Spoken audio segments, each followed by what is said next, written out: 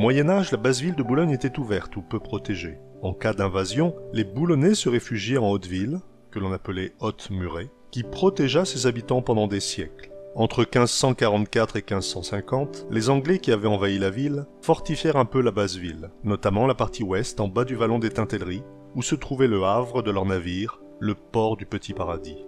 Ils construisirent en face du port un fort surnommé Hugman, l'homme jeune, par opposition au Old Man, le vieil homme, le surnom du fort de la Tour d'Odre. Les Boulonnais le surnommèrent le fort de Maison Rouge, de Rouge Maison, ou simplement le Fort Rouge. En 1567, sous l'administration de Louis de Lannoy, baron de Morvilliers et gouverneur de Boulogne, la basse ville est entourée de murailles percées de portes.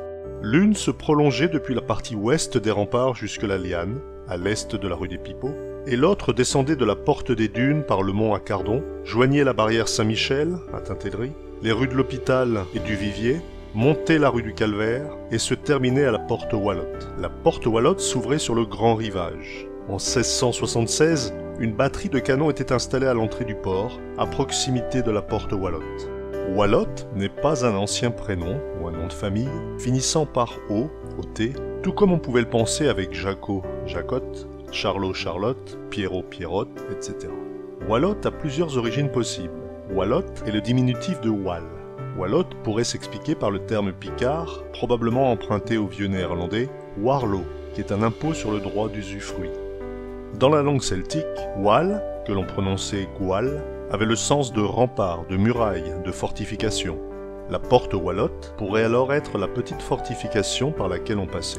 Il est également possible qu'il y ait eu un droit de péage pour utiliser cette porte. À Boulogne, Wal peut également avoir le sens d'étranger, et la porte Wallotte ouvrait vers le quartier de la Burière, habité par les pêcheurs, dont certains ayant des parents néerlandais, et qui restaient entre eux et parlaient un langage à part, le Wal. Entre 1687 et 1689, la plupart des remparts qui entouraient la basse ville, ainsi que les remparts avancés autour des murailles de la haute ville, sont détruits sur ordre de Louis XIV. Le quartier de la Beurière, le quartier des marins boulonnais de leur famille, se trouvait alors face au port, le Havre de Boulogne. En 1732, la rue du Havre bordait le quai et on l'appelait la rue qui descend de la Beurière à la porte du port, la porte Wallotte. En 1804, il y avait encore 3 moulins sur le mont Saint-Adrien, au nord de ce qui restait de la porte Wallotte, à côté des ruines du Fort Rouge.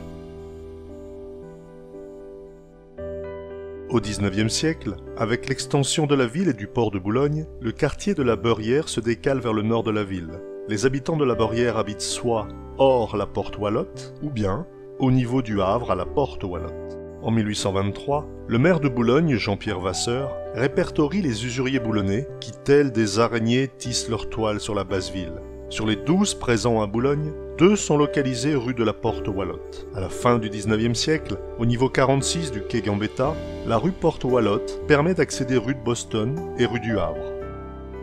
Entre les 2 guerres mondiales, la rue Porte Wallotte est une petite rue commerçante. Les bombardements anglais de la Seconde Guerre mondiale n'épargnèrent point le port et la ville de Boulogne, qui sera détruite à 85%. La rue Porte Wallotte et son histoire disparurent en 1944.